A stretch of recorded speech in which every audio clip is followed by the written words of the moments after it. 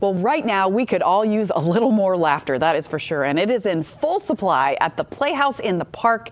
The theater is set to open a new comedy this weekend. And here to talk about Incident at Our Lady of Perpetual Help is Blake Robinson, artistic director at the Playhouse. I even love the title, Blake. Good morning. Thank you for joining us. Good morning, Jen. It's the best title of the season, isn't it? It sort of says it all. It says it all, and it definitely makes me want to know more. So when you look at this show, it looks really fun, and it is possibly familiar to someone like me who, grew up partly in the 70s and in a Catholic family. So tell us a little bit more about the show. Incident at Our Lady of Perpetual Help is a comedy set in 1973 about a Catholic family, and their reputation in the parish is somewhat jeopardized by the behavior of their 19-year-old college-age daughter. It's what we call a loving comedy. It's not mocking at all. It's really fun. It celebrates family. What happens is all the women in the family band together to save this young woman's reputation. Another fun attribute of the play is that periodically characters step out of the play to explain the 70s to the audience. So even if you didn't grow up in the middle of the 70s like I did, it's a great deal of fun.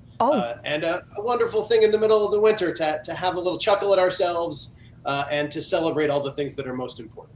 Well, that's cool. They break the wall. They talk to the audience. That's unique in a play. Now, because it does take place during the 70s, there's obviously a mood that you need to set. I'm sure there's music. I saw from the photos there that you're kind of setting that retro mood. How did you guys do that? How did you create the 70s there? Well, we talked a lot about the great television shows of the 70s. For someone like me, we talked about the Brady Bunch and the Mary Tyler Moore Show and things like that, the sort of classic comedies of the era. Not the ones with a laugh track, but the ones where you really come to care about the characters. And that's what's going to happen if you come to see Incidents. You're going to fall in love with all 5 members of this O'Shea family.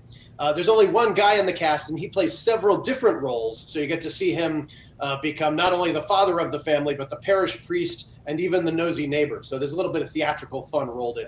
Oh, if it's based on something in the 70s, there's got to be a nosy neighbor as part of that. Well, that's part of like every 70s sitcom we had, right?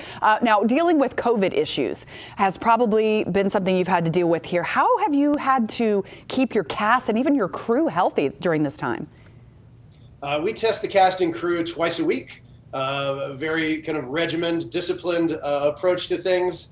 And of course, we have understudies ready to step in if somebody had to stay at home for a few days.